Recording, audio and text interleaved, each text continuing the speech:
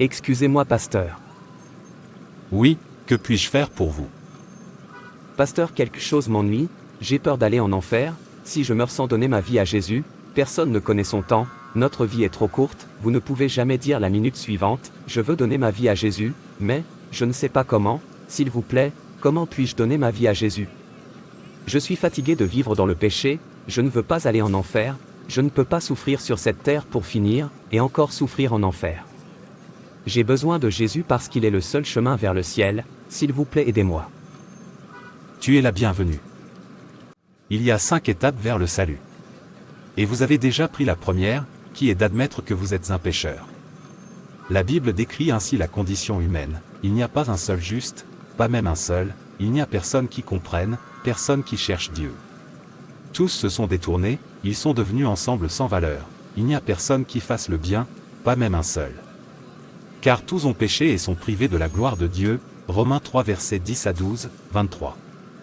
Car le salaire du péché, c'est la mort, Romains 6 verset 23. Le premier pas vers le salut de cette situation désespérée est de reconnaître que vous êtes un pécheur et qu'il vous est impossible, par vos propres forces, de résister au pouvoir du mal ou de vous sauver de ses conséquences fatales.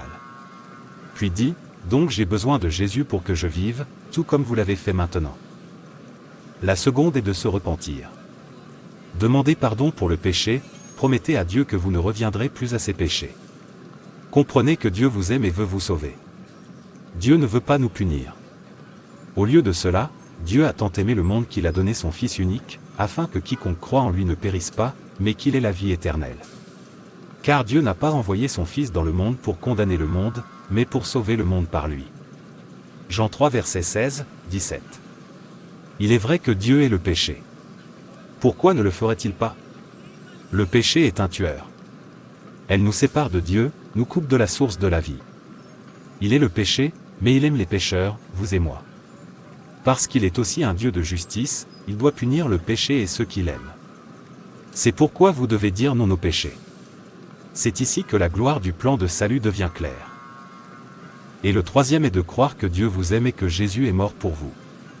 Alors que vous regardez Jésus mort sur la croix, réalisez qu'il a souffert cette agonie, afin que vous puissiez être sauvés. Vous commencez à comprendre la laideur du péché et vous voulez être pardonné, purifié et libéré. Vous confessez votre misère à Dieu et vous vous repentez. En d'autres termes, vous vous détournez de ces choses qui vous séparent de lui. Ce faisant, vous acceptez la promesse de Dieu de nous pardonner nos péchés et de nous purifier de toute iniquité. 1 Jean 1 verset 9.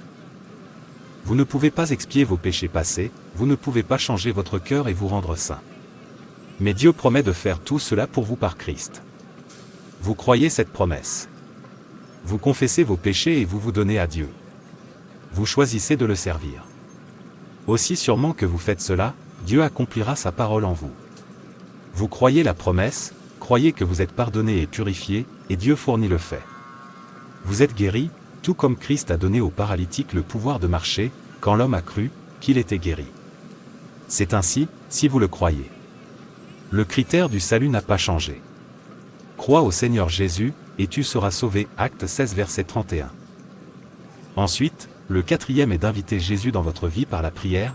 Dites Seigneur Jésus, viens dans ma vie et prends le contrôle, conduis-moi, sois mon ami, mon Seigneur. Et sauveur personnel, et il vous répondra. Et vous recevrez le DONDE la vie éternelle. Jésus est le don de l'Éternel.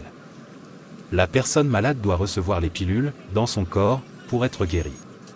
Faites confiance à Christ seul pour vous sauver. Ni les bonnes œuvres, ni être religieux ne peuvent vous sauver. C'est par grâce que vous avez été sauvés, par la foi, et cela ne vient pas de vous, c'est le don de Dieu.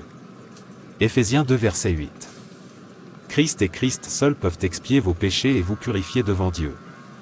Allez à lui en prière maintenant et dites-lui que vous êtes prêt à recevoir sa vie parfaite, à la place de votre vie pécheresse. Confessez vos péchés et réclamez la promesse que, à tous ceux qui l'ont reçu, à ceux qui ont cru en son nom, il a donné le droit de devenir enfants de Dieu. Et ceci est le témoignage, Dieu nous a donné la vie éternelle, et cette vie est dans son Fils. Celui qui a le Fils a la vie, Jean 1 verset 12, 1 Jean 5 verset 11, 12. Enfin, maintenez une vie juste, ne dites pas que j'ai été sauvé, alors laissez-moi commencer à vivre comme je l'aime, vous devez imiter Jésus dans tout ce que vous faites, à la fois dans l'habillement, le caractère, la parole, dans tout. Étudiez votre Bible, pratiquez-la, associez-vous aux croyants, recherchez une bonne église et suivez-les, à leurs fruits vous les reconnaîtrez. Le miracle ne rend pas l'église réelle, mais la parole de Dieu, qui est la sainteté, sans laquelle aucun homme ne verra le Seigneur. Le miracle ne peut pas vous emmener au ciel, mais la sainteté le fera, alors ne vous y trompez pas, cela vous permettra de continuer dans la foi, jusqu'à la fin de votre voyage sur terre. Et enfin nous arriverons au ciel. Amen. Merci beaucoup, pasteur. Jésus a dit, « Voici, je me tiens à la porte et je frappe, si quelqu'un entend ma voix et ouvre la porte, j'entrerai chez lui, et je souperai avec lui, et lui avec moi. » Apocalypse 3 verset 20. Donnez ta vie à Jésus?